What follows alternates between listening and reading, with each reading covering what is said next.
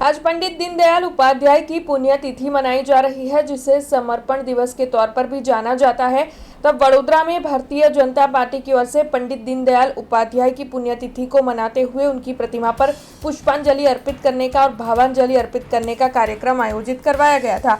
Pandit Deendayal Upadhyay auditorium पर यह कार्यक्रम आयोजित हुआ था, जिस दौरान वडोदरा शहर भाजपा अध्यक्ष डॉक्टर जयप्रकाश सोनी के साथ भारतीय जनता पार्टी के नवनियुक्त महामंत्री, मंत्री, उप प्रमुख पदाधिकारी और काउंसिलर्स मौजूद रहे थे और वहां पर मौजूद सभी की ओर से पंडित दीनदयाल उपाध्याय की प्रतिमा पर पुष्पांजलि अर्पित करते हुए उन्हें शत शत नमन किया गया था। आज सद्य पंडित दीनदयाल उपाध्याय जी की पुण्यतिथि है। भारतीय जनता पार्टी वडोदरा महानगर आ पुण्यतिथि ने समर्पण दिवस तरीके उजवવાનું नक्की कर्યું છે। આજે સવારે કાશી વિશ્વનાથ મહાદેવ મંદિર ખાતે ઓબીસી મોરચા દ્વારા પૂજા અર્ચના કરીને ગૌ માતાને ઘાસ ખવડાવવાનો પુણ્યનું કામની શરૂઆત કરી। ત્યારબાદ અહીંયા દીનદયાળ ઓડિટોરિયમ ખાતે પંડિત દીનદયાળ ઉપાધ્યાયજીની પ્રતિમાને માલ્યાર્પણ કરવાનો કાર્યક્રમ અને સાંજે મહાનગર કાર્યાલય ખાતે પંડિત દીનદયાળજીના જીવન પર વક્તવ્ય આવા અનેક પ્રકારના કાર્યક્રમોનું आज आयोजन कर्યું છે।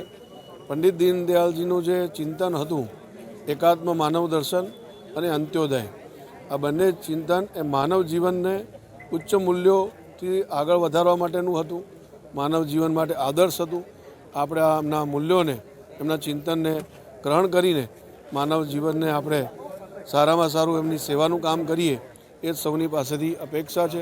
આજે પંડિત દીનદયાળ ખાતે પુષ્પાંજલિ કરવામાં વિશ્વની સૌથી મોટી પાર્ટી ભારતીય જનતા પાર્ટી, જેના મૂળમાં ભારતીય જનસંઘ, જેના ફાઉન્ડર મેમ્બર એવા પંડિત દીનદયાળ ઉપાધ્યાયજીને આજે પુણ્યતિથિ છે। 11મી ફેબ્રુઆરી 1968 એમનો નિર્વાણ દિવસ હતો। રહસ્યમય સંજોગોમાં મુગલ સરાય પાસે એમની બોડી મળી હતી અને લૂંટારુએ કદાચ કોઈ કાવતરાના ભાગરૂપે એમની હત્યા થઈ હતી। પંડિત દીનદયાળ ઉપાધ્યાયજી લખીમપુરના સહ પ્રાંત પ્રચારક તરીકે કામ કર્યું। ત્યારબાદ પ્રાંત પ્રચારક બન્યા। કન્ટિન્યુઅસ 15 વર્ષ સુધી ભારતીય જનતા મહામંત્રી અને પદ પ્રમુખ પણ બન્યા।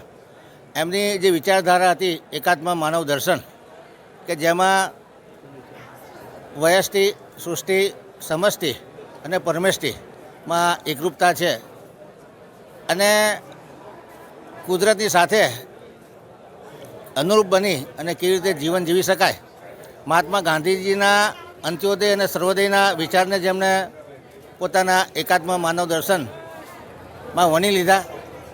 આજે એકાત્મ માનવ દર્શનના વિઝનના આધારે ભારતીય જનતા પાર્ટીની સરકારો કામ કરી રહી છે અને ભારતના આર્થિક, સામાજિક, રાજકીય પટલ પર આપણે આમૂલ પરિવર્તન જોઈ રહ્યા છે।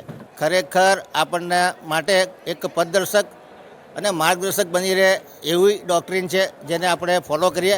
આજે પંડિત દીનદયાળ ઉપાધ્યાયજીના ચરણોમાં વંદન કરી અને એમના આપેલા આદર્શો પર ચાલવાની कोशिश કરીએ। हमसे जुड़े रहने के लिए हमारे YouTube चैनल को सब्सक्राइब करें और नई वीडियो की नोटिफिकेशन के लिए बेल आइकॉन को दबाएं।